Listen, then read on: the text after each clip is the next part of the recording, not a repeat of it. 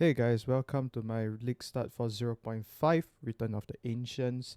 As of recording this, we are 3 days to release, and I may or may not have found a broken interaction between the new Ascendancy and a new unit. So the unit in question is Horus Flight.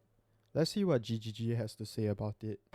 Horror's Flight is a pair of gloves instilled with the purest of fear. Equipping these causes your enemies to become terrified of you. These gloves cause you to gain stacks of fear incarnate when you cull enemies. To aid in your culling, these gloves also come with the skill Crushing Fear. This is similar to the monk skill Killing Palm, except it deals chaos damage, and the amount of damage and area of effect scales drastically based on the power of the enemy. As you use this, gain your stacks of Fear Incarnate, which increases your culling threshold, meaning enemies become easier and easier to cull, even to the point of being able to instantly kill some monsters from full life. So the main thing that we are actually focusing Horus Flight on is the skill Crushing Fear. It converts your physical damage to chaos, but you create a shockwave on Cull and it does 1275% of your attack damage, and then it's converted 80% of it into chaos damage, assuming everything was physical damage. That's insane, no? So while I was trying to make my build, right, I was like, holy shit, the shockwave is OP, right? My mapping is fully done, but how am I going to boss, right? How am I going to take down like pinnacles and all? Then I remembered, listen to this. Hollow Focus rings a death knell for your foes. Ethereal bells constantly appear around you, and hitting them causes them to shatter with a powerful shockwave. These bells can always be culled. Anyways, if it's not already obvious, we are going to be using Hollow Focus to trigger our shockwaves, and that will be our hopefully screen-wide explosions. Hollow Focus scales with cooldown reduction, and I believe the shock waves will scale best with crit. To be very honest, I'm not very interested in the rest of the Ascendancy nodes, but the other thing that catches my eye is the Way of the Stone Fist. But I guess we'll see. Okay, so now we'll move on to passive skill 3. So early campaign will be running physical, and we'll be running Hollow Palm.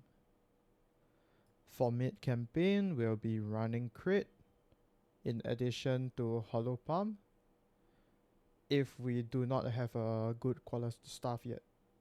Near the end of campaign, we'll expand it and we'll probably be off Hollow Palm, so we'll be running some crit and attack speed from the quarterstaff cluster here.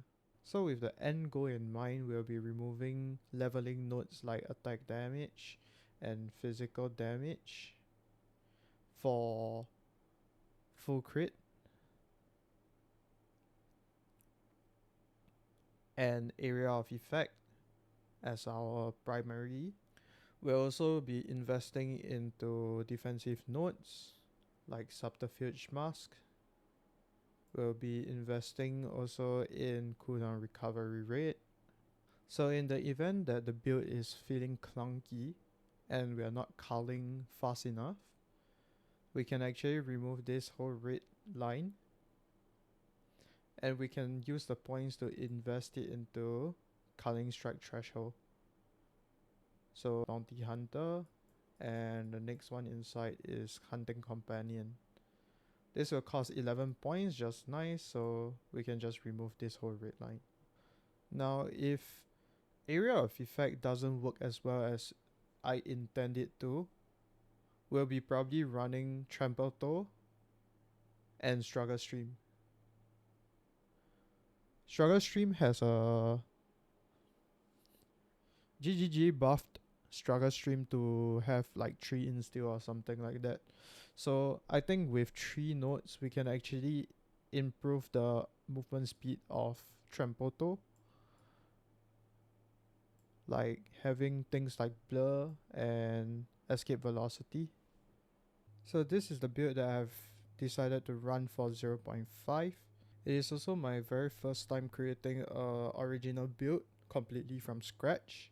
I hope y'all enjoyed it. And if you guys have any improvements or suggestions to the build, please leave them in the comment section below. That would be greatly appreciated. So when the league starts, I'll probably be recording my gameplay. So I will probably put up raw footage and edited footage. So yeah, stay tuned.